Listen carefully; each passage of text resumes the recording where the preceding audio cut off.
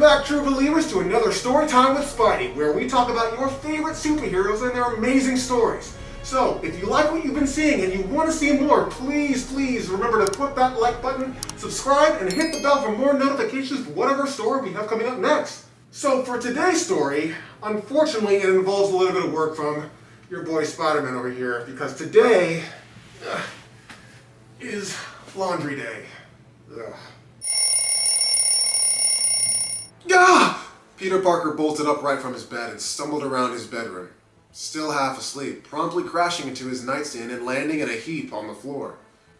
When he'd gone to bed last night, he had set his phone to its loudest alarm. He wanted to be sure to wake up on time today. The alarm had done its job a little too well. I really hate that thing. "Peter," said a groggy Aunt May from the doorway. "What was that crash?" I guess I got up on the wrong side of the bed." "You and me both, kiddo," Aunt May smiled. "But now I'm up. How about some wheat cakes?" "Can't," Peter exclaimed. "The big tech expo is about to start and—" Whoa, cowboy," said Aunt May. "First, you need to follow me." She led Peter downstairs into the basement. The room was a disaster.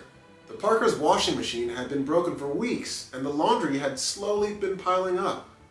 Every day, Peter had promised to take it to the local laundromat, but something always got in the way.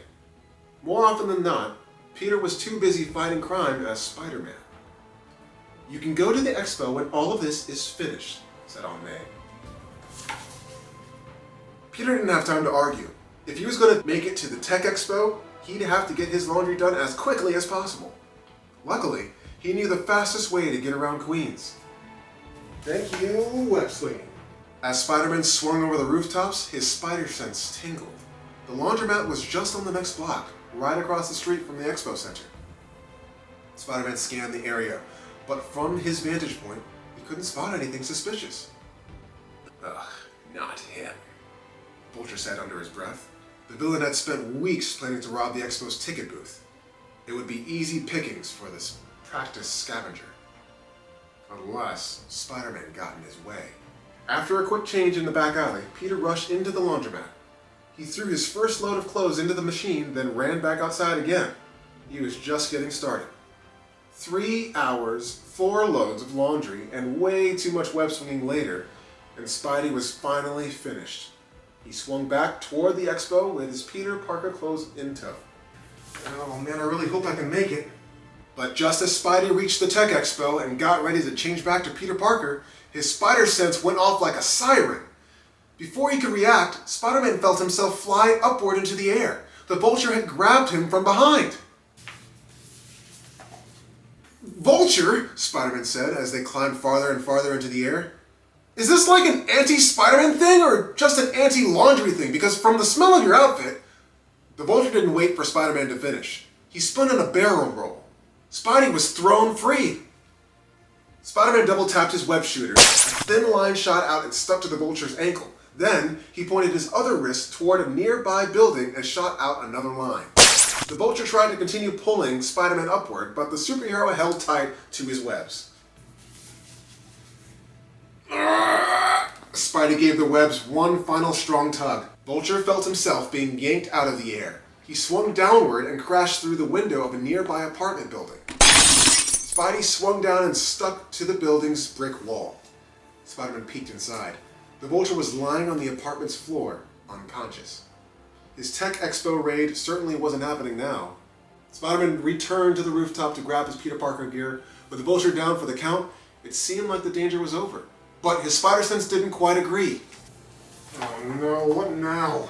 The building's water tower had been damaged during his fight with the Vulture. Spidey turned just in time to catch the toppling tower as waves of water cascaded over him. He gritted his teeth, holding the tower up against the water pressure.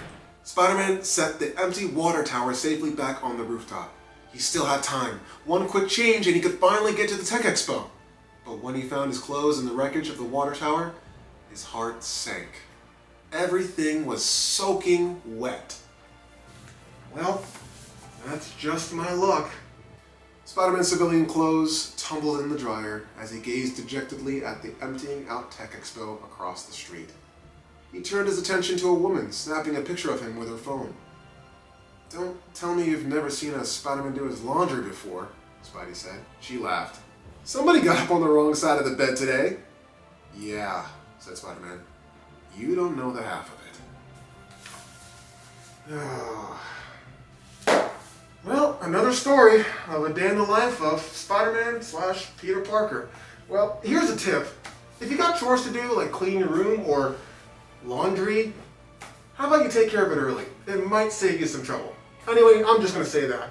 If you enjoyed the story for today and you want to hear more, please remember on your way out to click the like button and the subscribe button as well, and that bell for more notifications of the next story.